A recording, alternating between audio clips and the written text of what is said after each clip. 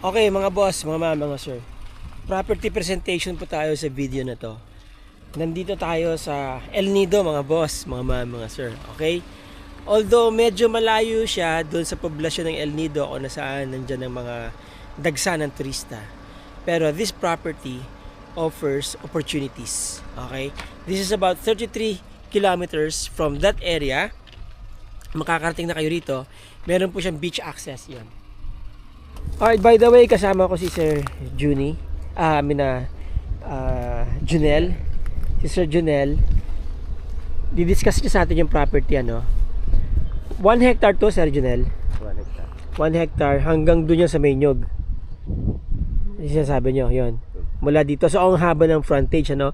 Few meters po, national highway na. Tapos, pag kumanan kayo, papunta na yun ng bayan, poblasyon. Ito pag dinire-diretso niyo yan, saan ang punta niyo yan, sir? Barangay ng San Fernando. Pero lalabas yan hanggang saan? Barangay San Fernando, dyan yung Roro Port. Bago Tapos iikot na yan. iikot na balik ulit na El Nido. El Nido. Okay. Ito sir, sabi niyo may Roro Port dyan. Saan bumabiyahe yan? Sa ngayon, sir, kuhan lang yan. Hindi pa nag-operate yung Roro. So, ginagamit muna na Mga private private yacht. Pwede ng anuhan, pwede ng daungan ng mga private yacht. Tapos Ayun. yung mga nasa expedition, dyan na nagdadak. What do you mean expedition? Yung expedition na tour.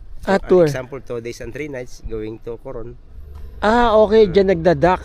Dyan. So, ang malaki pa lang ang potential ito na maging tourist spot din someday. Very, sir. Oo. Kasi mga beaches dyan, may mga turista na rin may-ari. Dito, mga foreigners na rin. Although wala siyang beachfront, pero meron siyang access sa beach.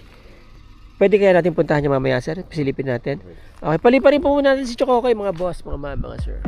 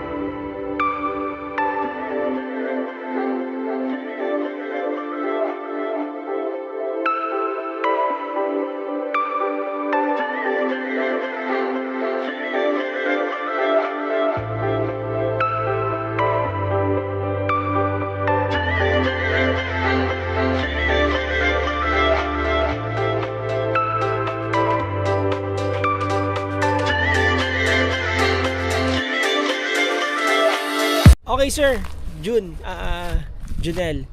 Ang property po ay located sa anong barangay? Barangay San Fernando. Barangay San Fernando. Titulado po yan? Titulado. Tapos 1 hektarya, mahaba ang beach, ang frontage. Ito pong kalsada na to ay ano na po yan? Barangay road na talaga yan. Ilang meters po yan? Mga 6 meters yan, 6 ano? meters. Oo. And then sandali lang, andyan na kayo sa National Highway. Ano po mga boss? Okay mga boss, mga sir, si Sir Junel na tanongin natin. Magkano binibenta ang property, Sir Junel? 1,000 per square meter. 1,000 per square meter. So, ibig sabihin, 10 million lang po ito. Nandito na kayo sa El Nido, mga boss. You know, bakit kayo bibili ng property sa El Nido? Unang-una ang El Nido, mga boss, mga sir. Konti lang po ang i-develop na lupa dito. Hindi po lahat yan i-develop. Ano po? Kung i-develop man yan, matagal pa na panahon. Pangalawa, global renowned destination na po itong El Nido. at malapit po ito sa mga nagagandahang beach dyan sa poblasyon at saka sa Nakpan. Alright, so maganda ang potential ng property. Pwede nyo gawing farm at the same time meron kayong beach lot, may access kayo sa beach, 'di ba mga boss? Sunset po dyan sa Bandarian mga boss, mga sir. Okay, so there you go. Yung mga interesado po dyan kung sakasakaling gusto nyo i-purchase itong property at wala na ako dito sa Palawan, si Sir Junel ang makakausap po ninyo. Ibibigay ko po ang contact number niya sa inyo mga boss, mga sir.